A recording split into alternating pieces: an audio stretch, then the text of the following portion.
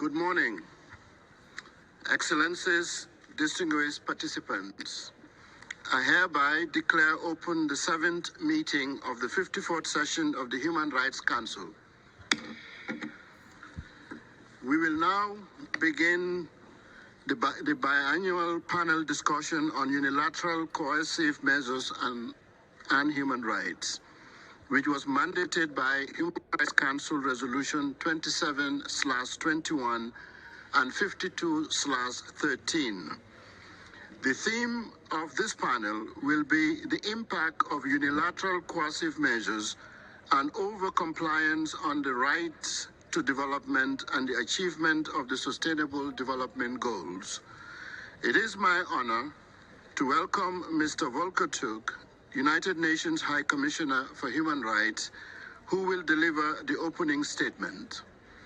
I also wish to welcome Ms. Elena Dohan, Special Rapporteur on the negative impact of unilateral coercive measures on the enjoyment of human rights, who will also deliver opening remarks. Let me now also welcome our distinguished panelist, Mr. Mihir Kanadi, member of the Expert Mechanisms on the Right to Development, and Ms. Elena Gentili, Country Director in Cuba, Oxfam, and Professor Jeffrey Sachs, Director of the Center for Sustainable Development at Columbia University, who will be joining us via Zoom, and Mr. Amir Saeed Vakil, Assistant Professor at the University of Tehran, who will be joining us via a video message. Excellencies, colleagues, the list of speakers will close in 15 minutes. I would like to encourage all speakers to intervene in an interactive way, present comments and ask questions that reflect the panelists' interventions and the discussion. Let me remind you that the speaking time limit is 2 minutes for all. A maximum number of 30 speakers will be accommodated. Those who will not be able to take the floor because of time constraints will be able to upload their statements to the online system to be posted on our extranet. I now have the honor to give the floor to the High Commissioner for Human Rights. Sir, you have the floor. Mr. Vice President, Excellencies, distinguished panelists, distinguished delegates. This is a complex topic. Unilateral coercive measures imposed outside the framework of the Security Council under the UN Charter can impact on the enjoyment of human rights, including the right to development. In a number of cases, exemptions have been made to sanctions regimes to authorize the passage of essential goods. Yet, in practice, over-compliance by banks, insurance companies, financial institutions and businesses, whether located in the sanctioning state or based elsewhere, can impede financial transfers to humanitarian actors and the delivery of essential items, jeopardizing legitimate and essential activities. This risk-averse approach can be reinforced by exemptions processes that are administratively cumbersome, creating delays and straining the capacity of some actors. For example, individual operators who seek to work in or export to countries subject to sanctions can be required to obtain a special license from the sanctioning country, a process that, as a practical matter, is often arduous. We need effective, clear, and universally respected systems for humanitarian exemptions from sanctions to enable the swift, smooth passage of medication, healthcare, equipment, food, humanitarian aid, and other assistance to critical infrastructure and services such as water, sanitation, and electricity. I hope that the Council's discussions today will contribute to this vital effort. Mr. Vice President, by their purpose, sectoral sanctions create significant economic disruption. Such impact can also extend, however, to the distribution of basic goods to populations in need. The effect of sectoral sanctions can push the prices of basic food items out of reach of people with low incomes and jeopardize the quality of available food items. They can also interfere with the ability to maintain provision of clean water, sanitation, or electricity. They can have serious effects on the supply of medical equipment and medication and may disrupt the supply of educational products.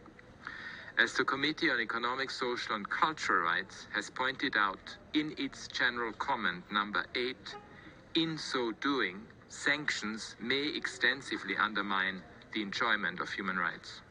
This is disproportionately true for the rights of people living in poverty and people in situations of vulnerability, including children. In these ways, sectoral sanctions can also impact progress towards the Sustainable Development Goals while pushing up unemployment and inflation and putting pressure on tax receipts.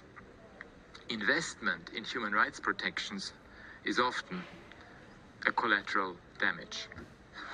Specifically on the right to development, which is in many ways the foundation of the 2030 Agenda, the Declaration on the Right to Development stands clearly for fair distribution of the benefits of development without any form of discrimination, and for the right of all individuals and peoples to freely and fully to participate in decision-making as an essential component of sustainable development. This addresses both governments with respect to their own population, as well as states in their relationships with each other. Put simply, giving effect to the right to development is central to realizing the equal enjoyment by people everywhere of the full range of their human rights. Mr. Vice President, in response to human rights violations of particular severity, there may be an appropriate place for tailored measures against individuals who are credibly identified as responsible for those violations as part of a wider range of accountability measures. Any imposition of sanctions must be fully compliant with international law, including in fairness of process and availability of effective review and remedy. I urge that implementation of any coercive measures be regularly reviewed and reassessed for their practical impacts on human rights. They need to be subject to appropriate human rights safeguards, including human rights impact assessments and independent monitoring, and limited in time. A 65-year-long embargo against an entire country clearly raises serious concerns in this respect. My office has repeatedly recommended that member states suspend or lift any unilateral coercive measures that have a detrimental effect on human rights and which are aggravating humanitarian needs. Sanctions that threaten people's lives and health need to be halted. Clear and accurate information is essential, including data that is disaggregated to give clear insight into who is being affected. I encourage states impacted by unilateral coercive measures to provide detailed information regarding essential and humanitarian goods that are delayed or blocked, and to continue to assess and share evidence regarding the impact of these measures, including on particular groups that are severely affected. States imposing sanctions should assess such material fully and fairly and take immediate and appropriate action to modify their practices as necessary to address negative human rights impacts. Lastly, I urge the widening of the scope of humanitarian exemptions and work to streamline the exemptions process, including by extending renewable and standing exemptions for humanitarian programs and goods. Sanctioning states also have a responsibility to address over-compliance directly, so that all exemptions are available and effective in practice. I look forward to the outcome of this discussion. Thank you, Mr. Vice President. Thank you. I now have the honor to give the floor to Ms. Elena Dohan. You have the floor, ma'am. Thank you very much. Mr. Vice President, Excellencies, distinguished delegates, ladies and gentlemen. It's a privilege for me to be here today for the dialogue within the biennial panel discussion on the impact of unilateral sanctions and over-compliance with such sanctions on the achievement of sustainable development goals.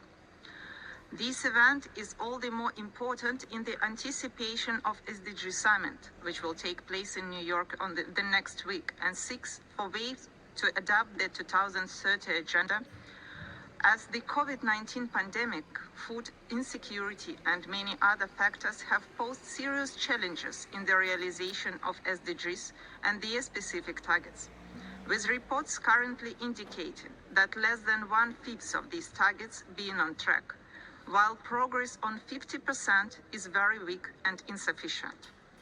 In these contexts, I note with regret that neither the agenda of the high-level political forum nor that of the SDG Summit include an assessment of the challenges caused by the use of unilateral sanctions and over-compliance in national and international efforts for the implementation of the 2030 agenda. My country visits, thematic work, as well as information received from various sources on daily basis clearly indicate the detrimental impact of unilateral sanctions and over-compliance with them on the achievement of all and every single SDG, affecting therefore the right to development and well-being of all those living in targeted countries, regardless of the types of unilateral sanctions imposed. Even SDGs 2 and 3, zero hunger and good health and well-being, are severely affected despite the introduction of humanitarian carve-outs in different forms in sanctions regulations. There are numerous reports highlighting the challenges in acquiring authorizations and licenses for procurement and delivery of essential goods, but also the impossibility to process payments for such goods and to contract insurance for the cargoes, among others. Additional problems refer to the challenges to procure and deliver seeds, fertilizers, livestock vaccines, agricultural machinery and spare parts, diesel, unavailability of electricity, water of irrigation, equipment to process and store food. Similar patterns are observed with regards to access to adequate health care, including medicines, vaccines, availability of medical equipment, software, rescue equipment, disease control and prevention, as well as access to medical information and opportunities for training of medical professionals. These elements not only undermine the achievement of SDG 3, but they may also minimize the positive momentum around the ongoing global process toward the international instrument to strengthen pandemic prevention, preparedness, and response. Adverse effects of unilateral sanctions and over-compliance on SDGs and their targets may emanate from narrow interpretations of humanitarian carve-outs, which exclude development interventions in countries under sanctions. These may refer to interventions of developmental nature, such as critical infrastructure development and maintenance, including energy and electricity, water and sanitation, transportation, education, industrial and environmental protection, emergency response mechanisms. All these directly affect the achievement of SDGs 4, 6, 7, 9, 11 to 15. Expanding unilateral sanctions combined with severe penalties for non-compliance with or circumvention of sanctions regimes exacerbate over-compliance, leading to a complete disengagement with countries targeted by such measures, thus excluding whole populations from development and intensifying inequalities at the global level, affects people of countries under sanction non-selectively, resulting in their discrimination on the ground of nationality, place of residence or birth, that is SDG 10. All those in vulnerable situations are disproportionately affected, including women, children, older persons, persons with disabilities, and migrants, and I refer to SDGs 3, 5, and 8. People affected face serious challenges even to access justice to protect their rights, to seek redress due to the absence of accountability mechanisms, unaffordability of legal assistance, complexity and vagueness of legal frameworks, pressures on legal professionals working on sanctions-related matters, all of which may counter the international commitments under SDG 16, peace, justice, and strong institutions. Economic, financial, and sectoral sanctions, sanctions against entities and businesses, and additional over-compliance isolate countries under sanctions and their populations, clothing the channels of international economic and other cooperation, affecting poverty rates, putting strain on national social protection systems, decent work, and economic growth. SDGs 1, 8, 12, 17.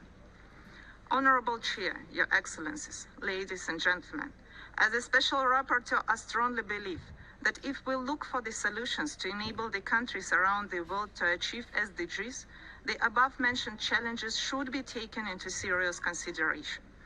Impact of unilateral sanctions shall not be ignored when discussing the achievement of SDGs alongside other challenges. Assessment of the impact of unilateral sanctions shall be done by all relevant UN entities and other international organizations within the scope of their respected mandates. People from the countries under sanctions shall not be discriminated and deprived of their right to participate in, to contribute to, and benefit from economic, social, and cultural development. I welcome, therefore, the panel discussion of the impact of unilateral sanctions and over-compliance on the achievement of sustainable development goals, and wish you a fruitful discussion. Thank you very much. Thank you. I now have the honor to give the floor to Mr. Meher Kanadi. You have the floor, sir. Thank you, Chair. Your Excellencies, distinguished delegates, ladies and gentlemen. I intervene today as a member of the expert mechanism on the right to development, and in accordance with the nature of its mandate, I shall not name individual states and practices, but will rather focus on general principles. UCMs on their own generally violate international law, particularly the Charter of the United Nations. The United Nations Declaration on Friendly Relations and Cooperation among States of 1970 clearly stipulates that no state may use or encourage the use of economic, political, or any other type of measure to coerce another state in order to obtain from it the subordination of the exercise of its sovereign right. UCMs also generally violate the right of peoples to self-determination, including self-determined development, proclaimed in the two covenants and in the 1986 Declaration on the Right to Development. And they have debilitating impacts on numerous human rights of individuals and peoples in the sanctioned country. Indeed, the Vienna Declaration called upon all states to refrain from any unilateral measure that impedes the full realization of all human rights, in particular the right of everyone to a standard of living adequate for their health and well-being, including food and medical care, housing, and the necessary social services. The adverse impact of UCMs specifically on the right to development is clear and tangible. As General Assembly Resolution 77/214 of December 2022 acknowledges, UCMs constitute a major obstacle to the realization of the right to development and to the implementation of the 2030 Agenda. This resolution rejected all attempts to introduce UCMs and called upon all states to avoid their unilateral imposition and the extraterritorial application of national laws that run counter to the principles of free trade and hamper the development of developing countries. There is a robust rationale behind the recognition of this linkage. The 1986 Declaration describes development as a comprehensive economic, social, cultural, and political process which aims at the constant improvement of the well-being of the entire population and of all individuals on the basis of their active, free, and meaningful participation in development and in the fair distribution of benefits resulting therefrom. The right to development as an inalienable human right of every human person and all peoples entitles them to three things: the right to participate in, contribute to, and enjoy economic, social, cultural, and political development. This self-determined development must be one in which all human rights and fundamental freedoms can be fully realized. UCMs fundamentally violate these basic entitlements precisely because they are coercive measures that immediately obliterate the possibility of human beings and peoples in the targeted countries to self-determine their development priorities, actively, freely, and meaningfully participate in their own development, contribute to the process, and to enjoy the fruits thereof. UCMs can exacerbate inequalities and further marginalize the most vulnerable sections of societies.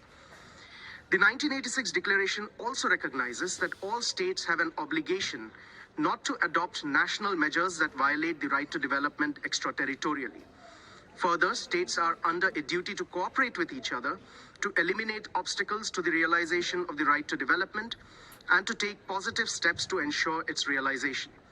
UCMs therefore can constitute a direct violation of these obligations. The only circumstance when UCMs may be permitted in international law are as countermeasures.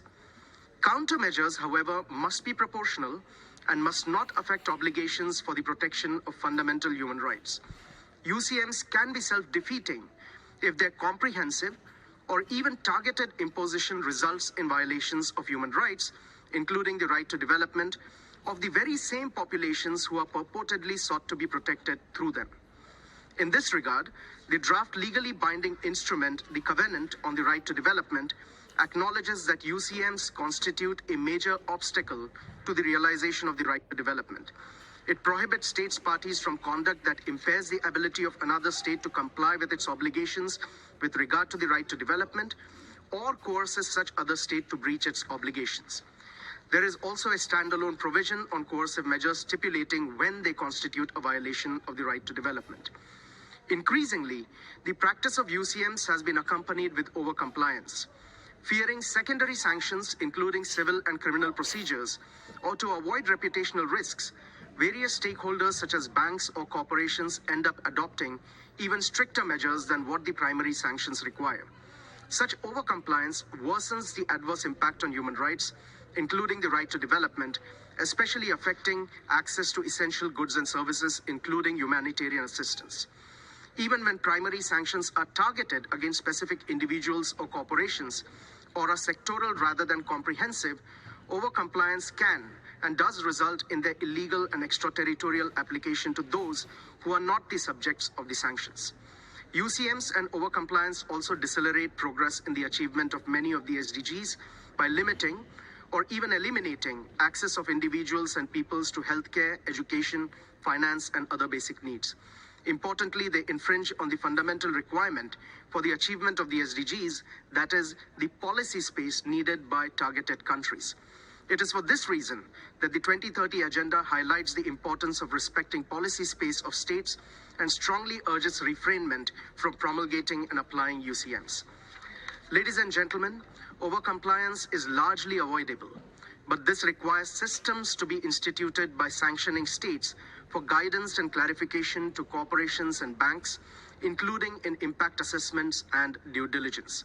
This is a minimum obligation of sanctioning states, considering the wide-ranging adverse impacts on human rights and the SDGs that both UCMs and overcompliance with them have. Thank you. Thank you. I have the honor to give the floor to Ms. Elena Gentili. Madam, you have the floor. Your Excellency, distinguished delegates, panelists, colleagues, thank you very much for inviting me on behalf of Oxfam to participate in this important panel discussion and for the opportunity to share our direct experience of the negative but also differentiated impact of unilateral coercive measure and overcompliance on the achievement of sustainable development goals and the right to development of the Cuban population, especially those in the most vulnerable situations. As an international rights-based development and humanitarian organization, Oxfam fights inequalities to end injustice and poverty. Since 1993, Oxfam has been working in Cuba with local NGOs and institutions to build a more just, inclusive, sustainable, and resilient society, promoting citizen participation, gender equality, and women's rights. Therefore, our experience on the ground gave us a first-hand understanding of the devastating effects and the human impact of the longest system of UCMs ever imposed on a country, which is a serious obstacle to the enjoyment of fundamental human rights, especially for women and girls, including diverse sexual orientation and gender identities, and to achieving SDGs, particularly number 5 on gender equality, but of course number 1 on poverty, 2 food security, and 3 health and well-being, but also number 10 on reducing inequalities within and between countries. Oxfam in Cuba has prioritized working with and for women, their empowerment and leadership, exposing the patriarchal practices that prevent women in all their intersectionality from fully enjoying their rights. We have witnessed the impact of UCMs on the differentiated needs of women and girls, and how it negatively affects their family lives and livelihoods, deepening and perpetuating gender inequalities both in the private and public space. 78% of women and girls living in Cuba were born under the pressure of US sanctions. As a woman, a mother, and a professional, I had the experience of 6 years of the burden of these sanctions. Due to traditional roles, it is the woman who carried the greatest weight in the management of the household. Cuban women spend approximately 35.2 hours per week on domestic work, caring for their families, which is almost a full-time job. Meanwhile, in the public health system alone, women account for 71% of healthcare professionals. Therefore, by causing large-scale shortages, the US sanctions reinforce gender inequality and turn a blind eye to women's specific needs, as well as to their actual and potential opportunities and autonomy. It is estimated that due to travel restriction, the international tourism decreased 10.2% in 2019 compared to the previous year, and that the private sector related to tourism lost more than 300 million from 2017 to 2019, which is before the COVID-19 crisis. Given that women make up the majority of service workers in this sector, our women have suffered the most from the decline in tourism and loss of income. Cuba is currently experiencing an unprecedented multidimensional crisis. US sanctions are deepening that crisis. And in this increasingly digital age, are further limiting, restricting private entrepreneurs, but also people's access to digital platforms and resources, which have become even more important tools for international cooperation, but also trade and knowledge exchange, and for family relations. It is very difficult to quantify the impact of 60 years of US sanctions against Cuba, and not because of lack of statistics, but because of the unquantifiable ones. As the ongoing stress for the time invested in funding solutions to continuous material shortages, unmet needs, limited family contact, obstacle to academic, scientific, cultural opportunities that are impeding life goals and plans, resulting therefore in a lower quality of life. In our humanitarian work in Cuba, included but not limited to the response to the hurricanes, drought, tornado, as well as the health emergency raised from the COVID-19 pandemic, Oxfam has witnessed how the US sanction limits Cubans' capacity to recover from these setbacks in a timely manner, and curtails access to needed inputs as medicine, basic foods, hygiene products, technology, and material to rebuild. Although humanitarian assistance is exempted from US sanctions, the complexity, the expansiveness, and aggressive enforcement of these sanctions nonetheless impedes aid from reaching the people who need it most and violates their right to live in dignity. To engage in this kind of authorized business with Cubans, foreign entities must perform extensive due diligence under the threat of steep penalties. For most international trading companies and banks, it is safer to avoid the risk of supporting humanitarian work than to manage it. Those banks and companies that do support humanitarian work in Cuba routinely reject or delay transactions out of an abundance of caution. This also directly affects timely humanitarian aid being delivered. Ending the harmful and unjust U.S. policy toward Cuba will directly benefit all individuals, increase economic opportunities, and multiply the possibilities for participatory citizenship. It will also foster a constructive dialogue that includes diverse voices and promotes changes for the well-being of Cubans. It is essential to share this evidence widely and to hold governments and other stakeholders accountable for taking action to create an enabling environment for the fulfillment of the right to development and the realization of all human rights, which the UCMs undermine in Cuba. On this occasion, we would like to encourage the international community to advocate for the normalization of the U.S.-Cuban relation and the removal of Cuba from the list state sponsor of terrorism. Oxfam calls on UN member states, international aid agencies, civil society organizations and networks to be more proactive in opposing U.S. sanctions against Cuba and in highlighting the real harm this action are causing to the daily lives of Cuban families. The international legal framework is in place. The international community has spoken out many times against these measures in the UN General Assembly. But unfortunately, this is clearly not enough. And it is necessary to find the means to ensure the practical implementation of this collective will.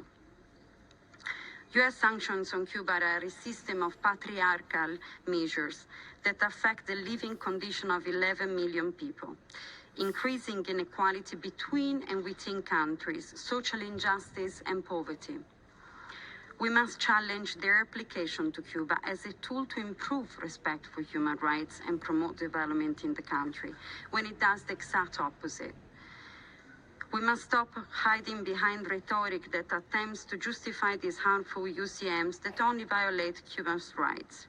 While advocating for human safety and security, policymakers need to carefully consider the impact on human beings, the coherence, effectiveness, and ethics of UCMs and their objectives. It's our responsibility to stand, but also to act together. It's a moral duty to humanity and a commitment to a less unequal world, with greater opportunities and full rights for all people, not to limit, but to promote the right to development and the enjoyment of human rights for all Cuban women and men in all their diversity. To conclude, I would like to invite you to read the Oxfam report, Right to Live Without a Blockade, published in May 2021, and was written in the context of the COVID-19 global pandemic, when it was more urgent than ever to change this U.S. policy toward Cuba. It includes historical data and information on the measures applied, but most importantly, it reveals the detrimental effects of 6 decades of sanctions on the Cuban people. This report proposes a narrative that moves from abstract geopolitical discussions about Cuba to a concrete understanding of the human dimension, presenting testimonies that illustrate the impact of the blockade on the daily lives of people in Cuba, especially women. I thank you. Thank you. I now have the honor to give the floor to Professor Jeffrey Sachs via a live intervention on Zoom. Thank you very much, Chair. It's a profound honor for me to join you from New York early in the morning here, but my heart is with you as close as can be. Thank you for this extraordinarily important and timely meeting. Next week, the entire world is to come together to promote the Sustainable Development Goals. And the universal coercive measures that are under discussion today are enormously, directly, and intentionally adverse to the achievement of those goals. They are also, as expert candidates said, against international law in an absolutely fundamental way. Next week, there will also be a review of the commitment to universal health coverage. And and these unilateral coercive measures have been shown time and again to do special damage to the health and survival of vulnerable people in sanctioned countries. So today's session is about a consequence of actions taken by a few states that have profoundly detrimental consequences for the world. I think I can speak as a macroeconomist to emphasize one point. This is not really about the question of overcompliance, though of course that is an issue. The sanctions are designed to harm national economies, indeed to destabilize national economies, and in many cases to force a change of regime politically in those economies. And so compliance or non-compliance, we should understand that the fundamental aim of the sanctions is a massive disruption to social and economic life that is bound to have catastrophic consequences, including for the poorest and most vulnerable people in the society. So the intention of these sanctions is to do tremendous harm. Of course, that is more true the more comprehensive the sanctions regime is vis-a-vis the target country. Another basic point that I would like to emphasize is that we are speaking overwhelmingly about one country that imposes these sanctions, unfortunately my own, the United States. To impose sanctions is only within the capacity of a few countries in the world that have the capacity to shape international trade. In general, if an individual country imposes unilateral coercive measures, it might affect a neighbor. That's especially true if a coastal country imposes sanctions on a landlocked country that is its neighbor. But aside from that case, most countries have no capacity to impose meaningful sanctions on other countries. It's only really the United States, which stands at the center of the international financial system, and to actually, surprisingly, a much lesser extent, the European Union, that has the capacity to impose meaningful sanctions on others. I don't want to dismiss the attempts by any other countries, but we are overwhelmingly talking about a policy instrument deployed and increasingly deployed by the United States of America against roughly 1/4 of the world. And we should understand this in clear terms, because one country, the United States, could end this abusive policy by directly reflecting on its illegality and on the damage that it causes that is of tremendous severity to other countries in the world. Let me briefly refer to a recent study, which I'm sure many of you know, called The Human Consequences of Economic Sanctions, a report just a few months ago by Professor Francisco Rodriguez, May 2023, published by the Center for Economic and Policy Research in Washington, which made the most comprehensive recent analysis of the formal economics literature regarding the sanctions, and the conclusions are that these sanctions have devastating economic consequences. He also provides 3 detailed case studies for including Venezuela, Iran, and Afghanistan, showing the devastation caused by U.S. sanctions vis-a-vis these 3 countries. I'm especially proud of this report. He's a star student of mine from 30 years ago. Let me emphasize the following points. The sanctions regimes imposed by the United States are especially dangerous because there is essentially no domestic, political, or legal oversight within the United States of these sanctions. These are made by the stroke of the pen of the President of the United States. And that means that there is not even congressional review. There is no public awareness. There is no scrutiny by courts. There is no control. This is an executive branch without control. There is no court of appeal. And so this is, to my mind, in violation of the most basic legal norms.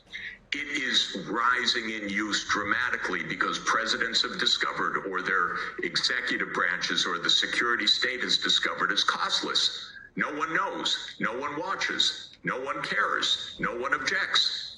And so the use is soaring by the United States, and it's extremely dangerous. There is, of course, no global legal review or court of appeal. And this makes them extraordinarily dangerous. These sanctions are often highly asymmetrical. The United States of America versus Cuba, or the United States of America versus Afghanistan, one of the poorest countries in the world. These sanctions impose enormous losses, not only on the countries in question, but also, we see it in the case of the sanctions vis-a-vis Russia, on third-party losses all over the world. And so the spillover effects are absolutely enormous. These sanctions are globally destabilizing because their intent very often is political regime change, tantamount even to military action, and therefore they are also a threat to the peace. And so I want to underscore that the intention at the core of these sanctions in most cases is a kind of devastation. And it is not merely a matter of compliance or over-compliance. If the United States seizes the foreign exchange reserves of another country, it is guaranteed to do profound damage, even if over-compliance is somehow avoided. We have an instrument deployed overwhelmingly by one very powerful country, and secondly by its ally, the European Union. It is highly damaging, highly inappropriate, outside of the rule of law, and I hope, because of the wonderful work of the special rapporteur, expert candidate on the right to development, and your work, your crucial work, this kind of violation of the UN Charter can be brought to an end. Thank you very much. Thank you so much. I now